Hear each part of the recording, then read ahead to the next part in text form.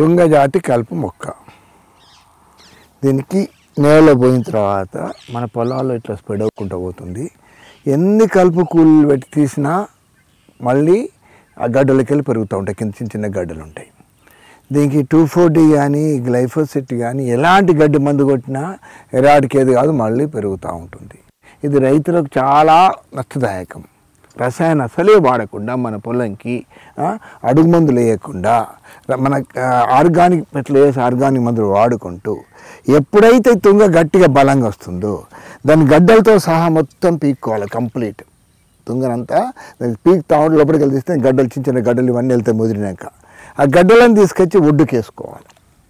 ఒడ్డుకేసి ఆరినాక వాటిని కాలబెట్టాలి. కాలబెట్టి ఇంత బూడిద, ఒక బకెటెడ్ బూడిద తయారు చేసుకోవాలి. అన్ని సేకరించినాయి. ఆ బూడిదను మన పొలంలో నీళ్ళపైన మొత్తం ఇట్లా చల్లుకుంటూ పోవాలి. కంప్లీట్ చల్లితే నీళ్ళ మీద తేలుతూ ఉంటుంది. తుంగ కొద్దిగా అరికట్టబడుతుంది 50%. నెక్స్ట్ క్రాప్కు మళ్ళీ తుంగ మొలవడం అనేది ఉండదు. ఈ బూడిదలో కణాలు పోయి లోపలి గడ్డలు పోయి దాన్ని చంపుతాయి. దానికేది రిపలెంట్, అది మళ్ళీ పెరగదు. ఇంత ఈజీ ఎరాడికేట్ చేసుకునే తుంగ కొరకు అనవసరంగా మనకు కష్టపడాల్సిన అవసరం లేదు. తీసిన తర్వాత వీటి వేలతో సహా వేళ్ళకి వెళ్ళి మళ్ళీ రావు, కింద కనుపులు వస్తాయి. కనుపునాక వీళ్ళని అట్లే మన పొలంలో మధ్యలో అడుక్కు దొక్కేస్తే అది గ్రీన్ మ్యాన్యూర్ అవుతుంది. వాటి వేర్లు కాండంలో కూడా నిజంగా మనం మైక్రోరైజా ఆల్రెడీ విత్తనాలు దట్టించి ఇచ్చినట్టయితే ఆ మైక్రోరైజా కవచంతో అది పాస్ఫేట్ తీసుకొచ్చి మన పొలానికి ఇచ్చేస్తుంది. ఎప్పుడు మన పొలానికి పాస్ఫేట్ కావాలి? మీద వడ్లు వచ్చినప్పుడు.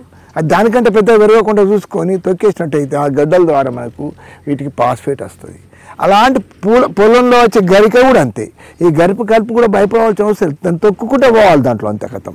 పీకాలు తొక్కాలి. అది దాన్ని తీయద్దు, కలుపు చేయొద్దు, ఏం చేయొద్దు.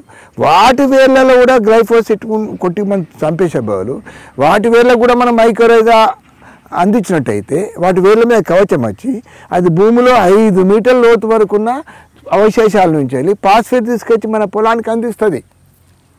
ఆ పొలానికి ఎప్పుడు కావాలి పాస్ఫేటు? విత్తనాలు గొలుకలు వచ్చినాక కావాలి. గొలుకలు వచ్చినాక గడ్డికి ఏమైనా గొలుకలు వస్తాయా, కాయలు వస్తాయా? అది తినదు కదా. అప్పుడు ఏం తింటుంది? నైట్రోజన్ మాత్రమే తింటుంది అనుకుంటాం.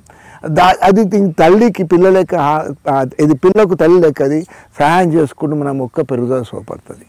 రైతులు మ్యాక్సిమం కలుపుకు భయపడకూడదు.